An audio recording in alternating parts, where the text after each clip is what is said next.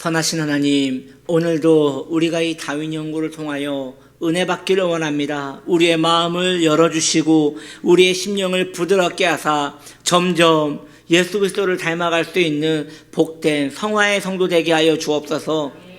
주님을 닮아감이, 주님을 따라가는 것이 곧 행복임을 우리가 깊이 인지하고 그것이 어색하지 않는 우리 삶 될 수 있도록 이 시간 이 말씀을 통하여 우리 안에서 일하시옵소서. 예수님의 이름으로 기도드립니다. 아멘. 오늘 주제는 사울과 다윗의 첫 만남입니다. 엄밀히 말하면 만나진 않았습니다.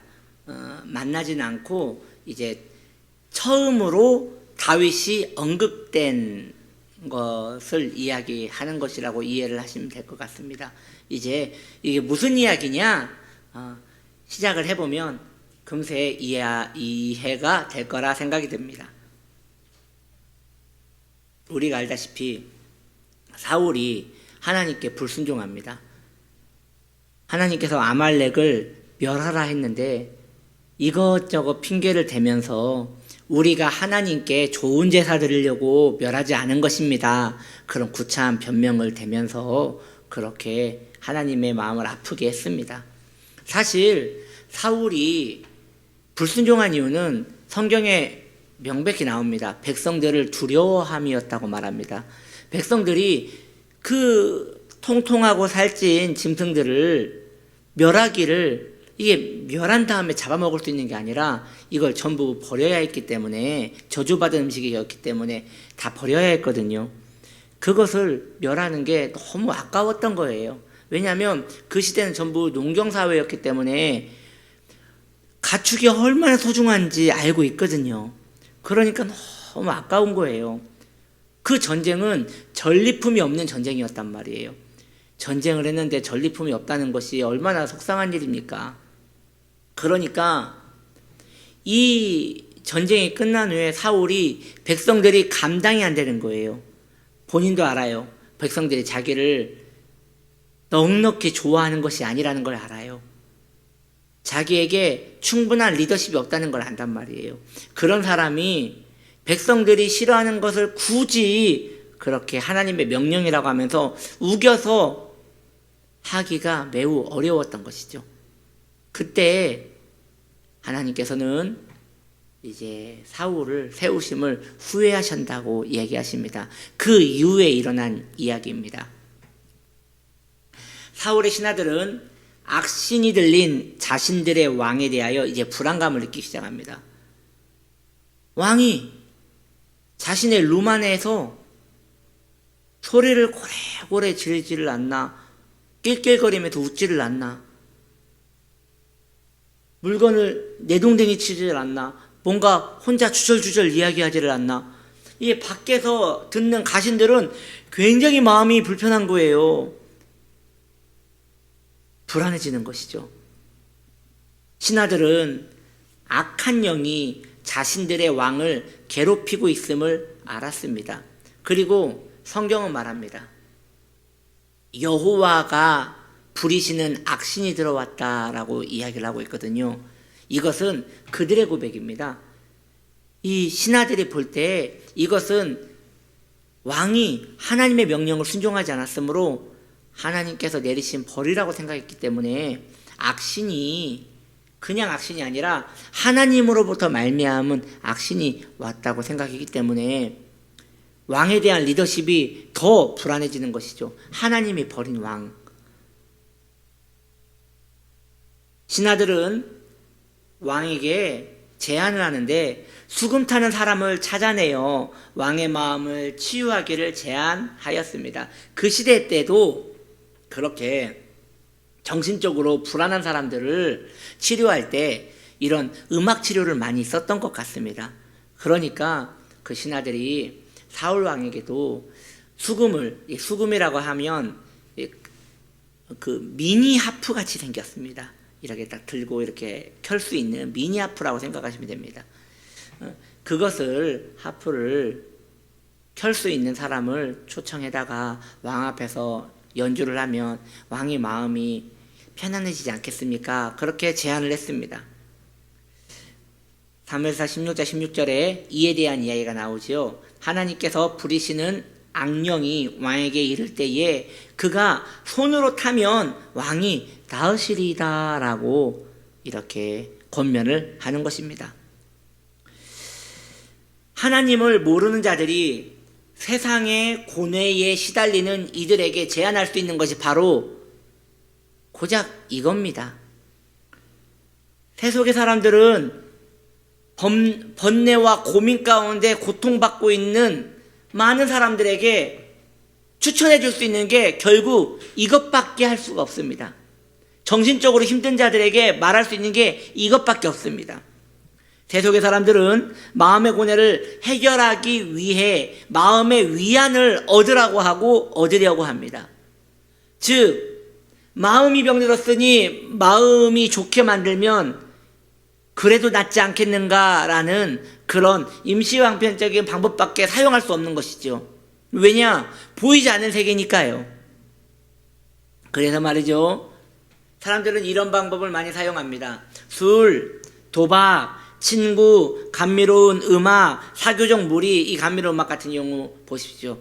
이렇게 수금 타는 사람을 불러다가 듣게 하는 거라는 것이죠. 그게 나쁘다는 것은 아닌데 그게 원천적인 방법이 된다는 것이 문제가 된다는 것이에요. 그것들은 잠시의 위안을 주지만 악신을 떠나게 하지는 못한다는 것이죠. 이에 대하여 매튜 헨리 목사님은 이 본문을 이렇게 해석을 합니다. 만약 그 신하들이 사울에게 그 악한 영은 하나님께로부터 온 것이므로 참된 회개를 통하여 하나님과 화해하셔야 합니다. 그리고 사무엘에게 사람을 보내어 기도와 중재를 부탁하라고 조언했다면 사울은 하나님의 사람과 얼마나 좋은 친구가 되었겠습니까? 그랬다면 사울은 얼마간 도움을 얻었을 뿐만 아니라 하나님의 영이 그에게 돌아왔을지도 모를 일입니다 라고 이렇게 이 본문을 해석을 하셨습니다. 그렇죠. 정신적인 문제, 마음의 병, 이건 여러분 그 환경과 혹은 그것에 대한 좋은 이야기, 좋은 음악, 혹은 그것에서 벗어나기 위한 어떠한 행동과 태도를 하면 잠시는 없어지는 것 같습니다. 사울도 그랬거든요. 수금소리를 듣고 잠시 마음의 안정을 찾아요. 그런데 나중에 다시 도집니다. 원천적인 해결이 되지 않으면 이러한 세속적인 방법들은 결국 원천 봉쇄가 되지 않기 때문에 다시 도지게 되어 있습니다. 우리 익숙하지 않습니까? 여러분 이 부분이 너무 이해가 되지 않습니까? 우리가 나름대로 이러한 것들을 많이 접한다 하더라도 이것이 내게 안식이 오지 않는다는 것이죠. 제가 예전에 대학원 수업을 들을 때 상담 수업이었는데 그때 그 교수님이 굉장히 재미난 이야기를 해주셨어요. 이런 마음에 대한 치유 클리닉을 갔는데 본인이 거기에 관심이 많으시니까 여기저기 많이 다니셨는데 굉장히 독특한 곳을 가셨다는 것이에요. 거기가 바로 그 욕 테라픽이라는 곳이었습니다. 욕 테라픽. 그 욕이라는 것은 이게 안 좋은 말을 하는 그 욕 테라픽이라는 것이죠. 거기가 어떤 곳인가, 어떻게 마음을 치유하는 곳인가 가서 물어봤더니 뭐 다른 게 없대요. 그냥 앉아서 마음의 그 분을 이렇게 욕을 하면 이렇게 마음이 이렇게 좋아진다는 것이에요. 그래서 거기를 체험하기 위하여 그 교수님이 나의 지긋한 그 50 넘으신 그 교수님이 이제 가신 거예요. 가셨는데 그때 그 사람들이 이렇게 둘러 앉아 있고요. 사람들이 이렇게 의자에 둘러 앉아 있고 그 가운데에 의자 2개가 딱 놔져 있더래요. 거기에 이제 본인이 체험하러 갔기 때문에 다른 사람들은 전부 다 해본 사람들이고 거기에 이제 의자에 앉으라고 하더래요. 앉았더니 거기에 젊은 자매가 이렇게 상대편으로 이렇게 앉아 있더라는 것이에요. 그래서 뭘 하면 되냐고 했더니 그냥 욕하면 된다고. 아니, 그 점잖으신 분이 욕을 하겠냐고요. 불편하죠. 이거 어떻게 욕을 하냐고요. 그런데 그 자매님부터 시작하시더라는 거예요. 자매님이 보더니 너 얼마 먹었냐? 그러니까 아니 자매님 언제 보셨다고 그 어른한테 그러시면 안 되죠. 그랬더니 왜 꼽냐? 그러니까 갑자기 그 교수님이 그 순간 술을 먹으면 필름이 끊긴다는 게 이런 거겠다 싶은 게 그때부터 아무 생각이 안 나고 자기가 막 뭔가를 굉장히 많은 얘기를 했대요. 얼굴이 빨개져가지고 막 몸을 방방방 뛰면서 정말 자기 안에 이런 수많은 욕이 있는지 몰랐대요. 막 퍼부었다는 거예요. 그리고 이제 그 시간이 끝나고 이제 돌아오시는데 거울로 자기 얼굴을 보는데 얼굴이 성령이 충만해가지고 얼굴이 반짝반짝반짝 하더라는 거예요. 그래서 그 교수님이 이게 효력이 있구나.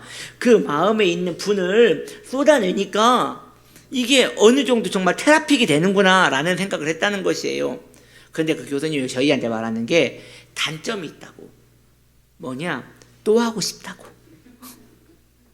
뭐 이렇게 입이 근질근질 해가지고 한번 또 이렇게 퍼부었으면 좋겠다라고 했는데 이건 성경적이진 않겠다라는 걸 해가지고 한 번 가고 안 가셨다는 이야기를 했는데 욕하지 마세요. 아무리 화가 나도 욕하지 마세요. 근데 그런 테라피, 그런 감정의 치유, 음악 혹은 도박 혹은 쾌락 이러한 것들은 잠시의 효과는 있어요. 술을 먹어도 효과는 있지요. 그런데 그때뿐이라는 것이에요. 그 마음의 그 울적함과 그 범민은 해결을 할 수가 없다는 것이죠. 죄로 가득 차고 하나님을 무시하는 삶의 방식들로 인하여 마음에 찔림을 받은 자들이 있습니다. 나는 경건한 자들이라고 할 수 있겠습니다. 다시요. 죄로 가득 차고 하나님의 방법을 무시하는 삶의 방식을 가진 사람들은 그런 삶을 살면서도 마음에 찔림이 있어요. 더 경건한 사람들도 있습니다. 지옥에서의 영원한 고통을 두려워하며 내가 이렇게 살면 안 되지라고 하면서 마음에 두려움을 가진 사람들도 있어요. 그런데 말이죠. 그런 찔림이 있는 자, 그런 두려움이 있는 자들, 그런 자들은 은근 많습니다. 신앙생활을 하는 사람들 가운데 그런 사람들은 굉장히 많을 겁니다. 그런데 많은 사람들이 하나님을 찾기보다 육체의 쾌락을 자신의 치유의 방법으로 선택하는 데에 망설임이 없습니다. 내가 이렇게 죄악 가운데 살면 하나님 앞에 어찌 설 것인가 라는 두려움도 있을 수 있고요.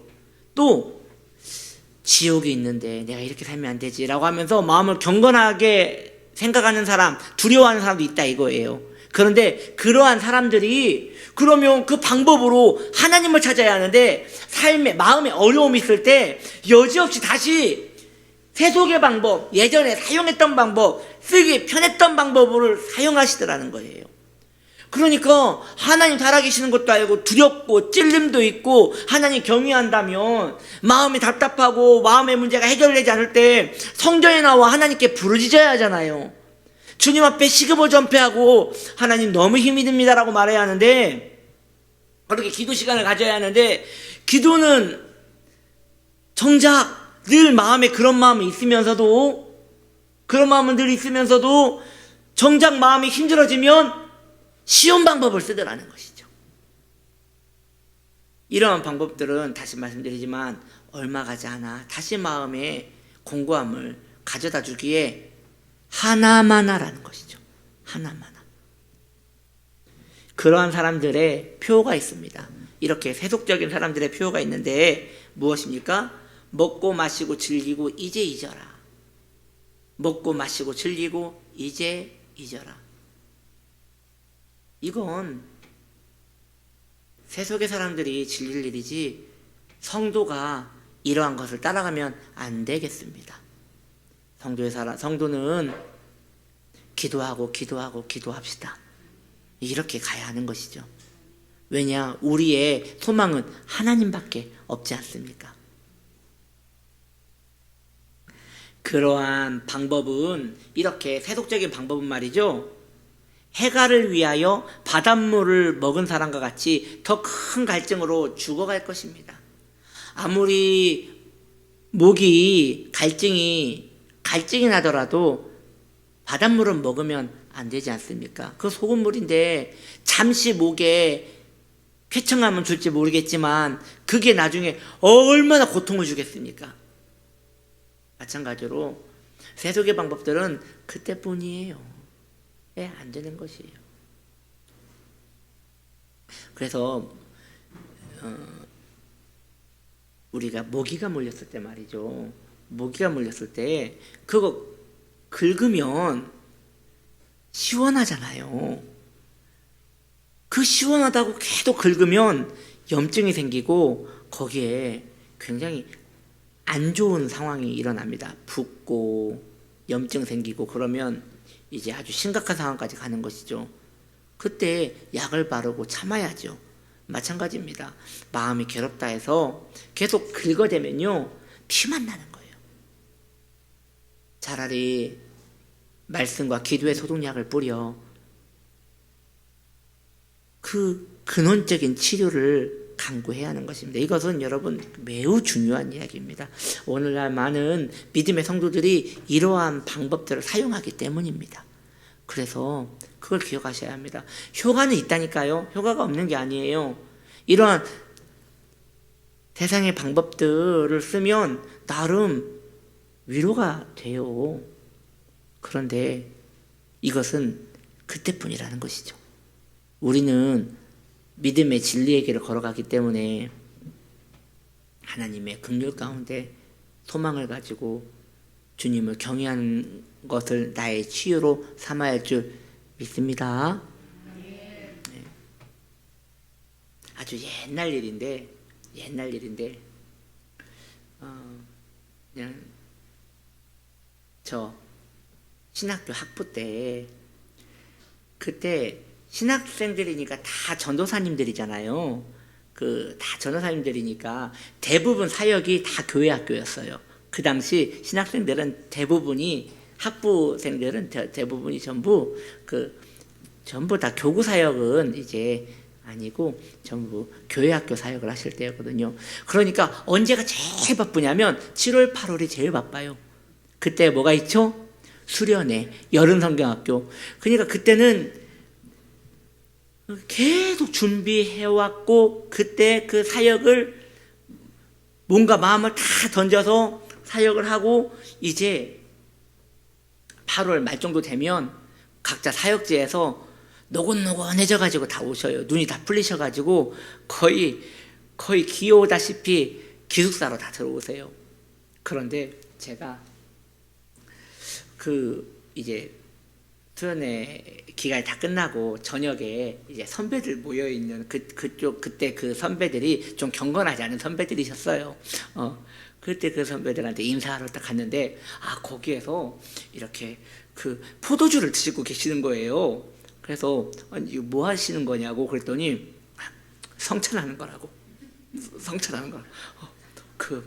너는 아직 이 세계에 잘 모르겠지만 이건 성찬하는 거라 해서 내가 이렇게 참 우리 선배들은 경건하시구나라는 생각을 했는데 많이 마시더라고요. 성찬을 많이 마시더라고요. 근데 이게 그렇죠. 물론 성숙하지 못한 이제 신학생들이었으니까 그러겠지만 근데 여러분 이해는 되신다는 거죠. 그런 방법을 쓰면 잠시 위로와 피로는 풀릴지 모르겠지만 좋은 방법은 아니라는 것이죠. 그때 기도실로 올라가서 거기에서 주님 앞에 뒹굴면 한없는 위로와 마음의 평강을 주신단 말이죠. 우리 그러한 방법을 사용하는 복된 하나님의 사람 되기를 축복합니다. 문제는 그런 방법을 한번 쓰면 계속 쓰게 된다는 것이에요. 중독이 돼요. 그래서 생각난다는 것이죠.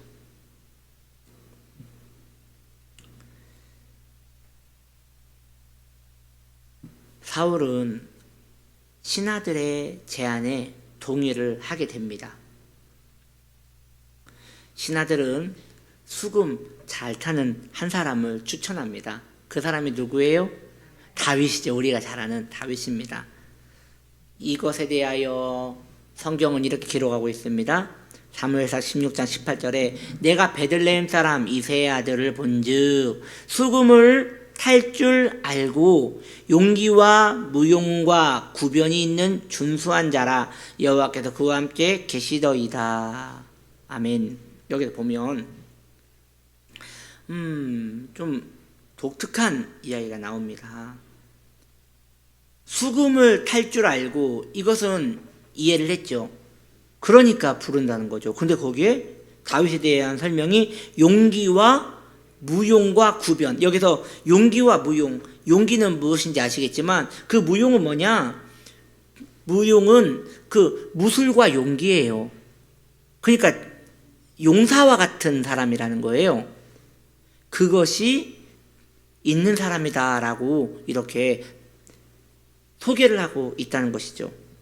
다윗에 대한 소문은 수금 실력뿐만 아니라 용기와 무용에 대해서도 유명했음을 이야기하고 있습니다. 그러니까 신하들은 다윗이 어떤 사람인지 알았다는 것이에요. 그러면 어떻게 다윗이 수금을 켜는 것은 이해를 하지만 용기와 무용은 어찌 알고 알 수 있냐는 것이에요. 이것을 우리는 더 나아가서 알 수 있습니다. 다윗이 맨손으로 사자와 곰을 죽인 사건은 널리 알려졌을 것이라는 것이죠. 사실 말이죠. 제가 다윗이 좋은 이유가 다윗이 경건해서라기보다는 너무 인간적이어서 전 다윗이 좋아요. 무슨 이야기냐? 다윗은요, 자신 안에 있는 야망을 숨기지를 않습니다. 분명 여러분 다윗이 사자와 곰을 죽인 사건을 다른 사람이 봤을까요? 다윗이 이야기했을까요? 저는 확실합니다. 다윗이 이야기했을 거라고 생각합니다. 혹은 잡아 죽인 것을 가지고 왔을 거예요. 와가지고 이건 내가 이렇게 했다고 이렇게 이야기를 했을 거란 말이죠. 그런 내용이 또 나와요. 어디서 나오느냐? 골리앗과 전쟁을 치르기 전에 다윗이 먼저 이야기합니다. 왕께서 저 골리앗을 죽이면 무슨 상급을 주신다고 하던가요? 라고 사람들한테 계속 물어봐요. 즉 보증을 세웁니다. 사울 왕이 다른 말하지 못하게 이미 알고 있거든요. 골리앗을 죽인 자는 세금을 면해 주실 것이고 가족들의 세금을 면해 주실 것이고 그리고 왕의 사위가 될 것이라고 그때 이미 사울이 이야기했거든요. 그런데 왕의 마음이 바뀔까 봐 여러 사람한테 먼저 이야기를 합니다.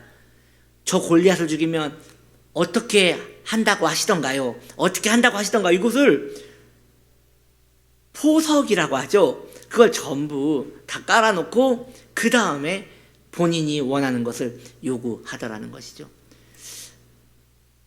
정말 다윗이 인간적이어서 좋은 것 같아요.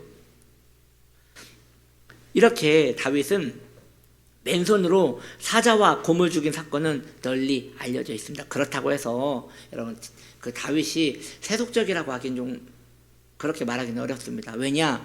그는 그런 야망을 가지고 있음에도 불구하고 더 풍성한 영적 세계를 알고 있었다는 것이 더 중요한 거예요. 다윗은 그 균형이 잡힌 사람이었죠. 자신이 인간이라는 것을 포기하지 않았습니다. 그러나 자신이 하나님 없으면 못 사는 사람이라는 것도 포기하지 않았습니다. 그리고 저는 확신합니다. 다윗이 하나님을 잡기 위해서 이러한 것들을 버렸어야 했다면 다윗은 단연코 버렸을 거라고 생각이 듭니다. 이것이 다윗과 우리의 차이죠. 우리는 아마 그것을 끝까지 잡고 있을 수도 있는 일인 것이죠. 이 사자와 곰을 잡아서 쳐서 죽인 이 내용이 사무엘상 17장 35절에 이렇게 기록되고 있습니다. 내가 따라가서 그것을 치고 그 입에서 새끼를 건져내었고 그것이 일어나 나를 해하고자 하면 내가 그 수염을 잡고 그것을 쳐 죽였나이다. 이게 지금 다윗이 사울 앞에서 이야기한 거거든요. 그런데 다윗이 사울에게 처음 이야기한 걸까요? 저는 그렇게 생각하지 않습니다. 수많은 사람들한테 이야기를 했고 이것은 이미 다윗의 신하들도 알 정도로 유명한 이야기였을 거라는 것이죠. 어린 소년이 사자와 곰을 죽인 사건은 다윗이 괴력의 사람이 아닌 하나님이 함께 하시는 자로 이해되어졌을 것입니다. 그러니까 다윗이 힘이 장사가 아니에요. 그래서 사울의 신하들이 다윗을 사울에게 소개할 때에 그는 수금을 탈 줄 알며 용맹한 사람이며 하나님이 함께하는 사람입니다. 이렇게 세 가지로 설명을 하거든요. 소개를 하거든요. 마찬가지로 누가 봐도 다윗은 장사가 아니에요. 다윗이 사자와 곰을 쳐 죽인 것은 하나님의 권능이었다는 것이죠. 사람들이 모두 알았어요. 다윗과 하나님이 함께 하신다는 것을요. 다윗은 그것을 자랑했던 것이죠. 사실 이것은 다윗의 미성숙입니다. 이런 건 자랑하는 게 아니에요. 하나님과 나만 아는 아름다운 이야기이고 고백이어야지 이건 자랑하면 안 되는데 소년이잖아요. 그러니까 얼마든지 이해될 수 있는 것이죠. 요셉도 17살의 소년이었잖아요. 그러니까 그 젊은 혈기에 꿈 이야기를 전부 형제들한테 했다는 것이죠. 이런 성경의 인물의 그 미숙함을 가리지 않습니다. 왜? 사람이니까요. 그래서 우린 점점 시간이 지날수록 성경을 더 사랑하게 되는 것 같습니다. 너무도 인간의 입장에서 성경을 썼지만 하나님의 사람으로 변해져가는 이런 과정들을 통해서 경건이란 성화란 무엇인가를 깨닫게 되는 것 같습니다. 중생과 성화의 영이신 성령을 받은 사람들은 곁에 있는 이가 그 사실을 알 수 있습니다. 지금 다윗을 알잖아요. 다윗이 하나님과 함께 한 사람인 것을 주위의 사람들이 모두 알았잖아요. 이와 마찬가지로 성령의 사람들은 곁에 있는 사람들이 그것을 압니다.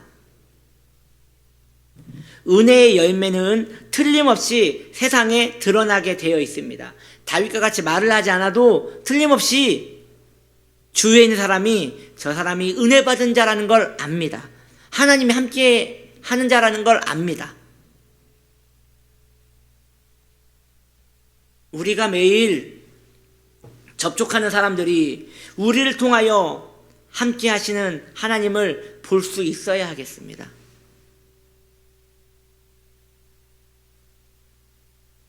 아멘.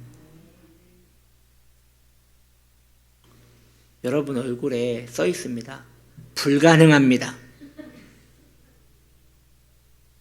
이건 가능하지 않습니다. 라고 얼굴에 써 계십니다. 그럴지라도 성경이 옳으십니다.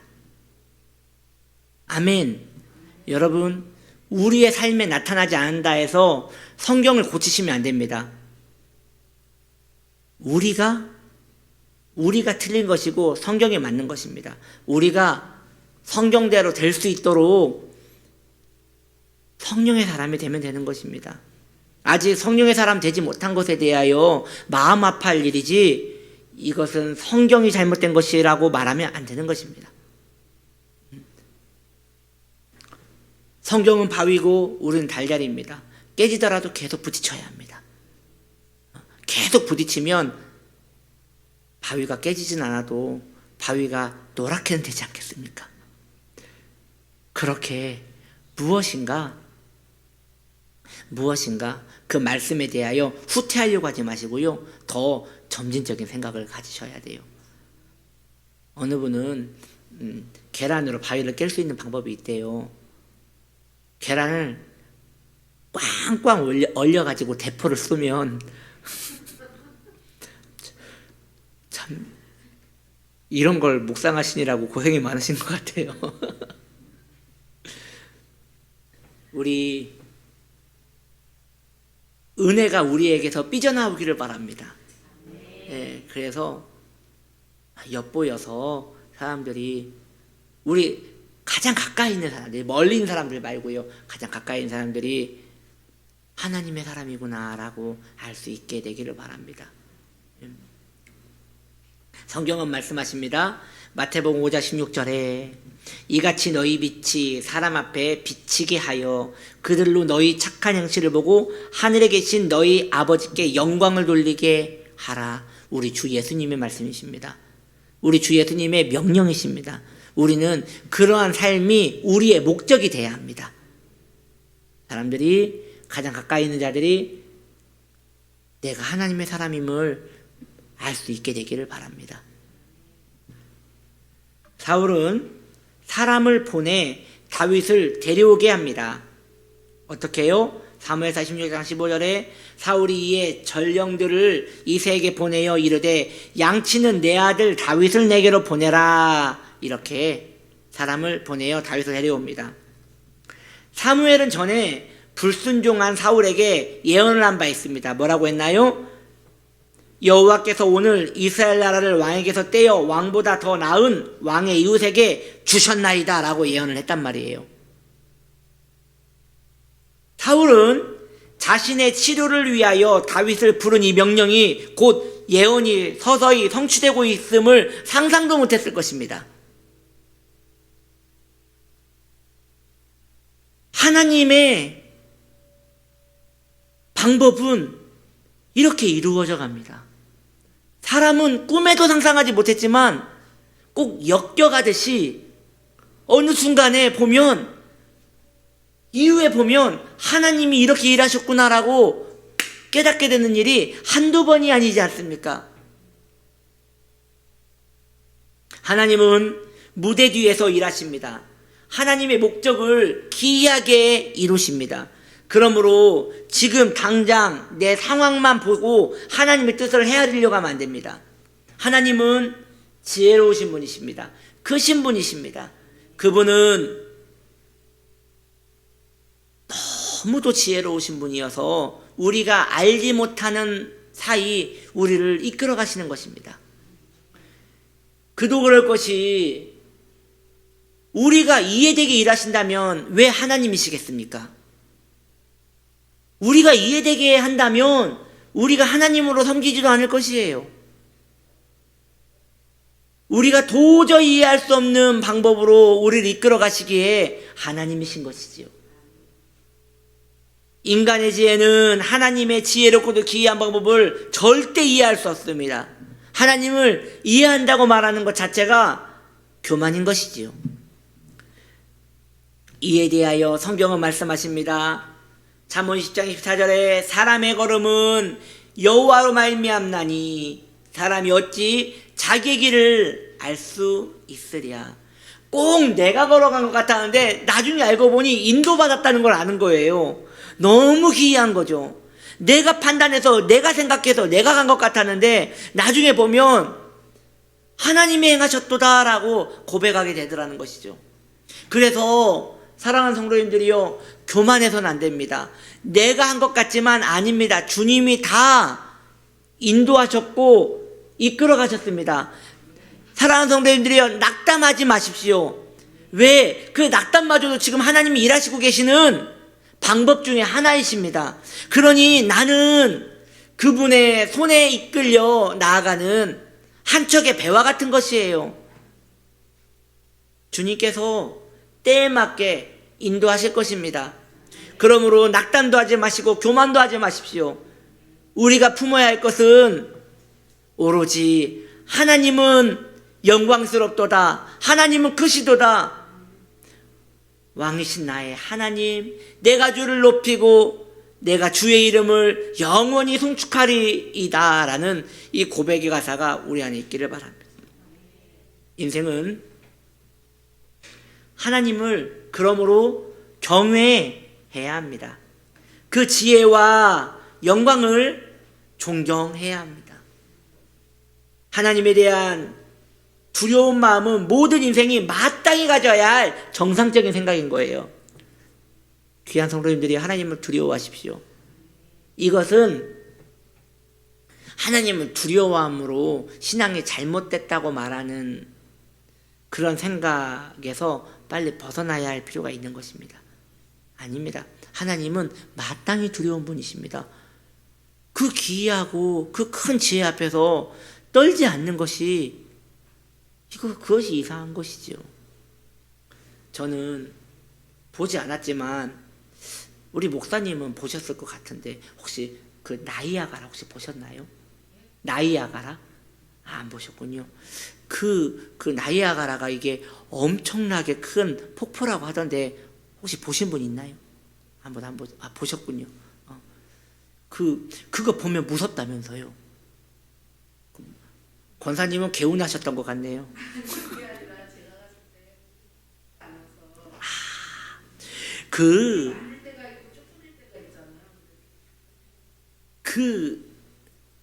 그게 물이 많아서 확 쏟아질 때 그 앞에 저도 이거 보고 온 분이 얘기해서 이제 안 거죠. 무섭대요. 사실 그 물이 무서울 게 뭐가 있어요? 왜 무서우냐? 너무 크면 무서운 거예요. 너무 거대하면 감당이 안 되니까 무서운 거예요. 하나님을 무서워하는 건 당연한 것이에요.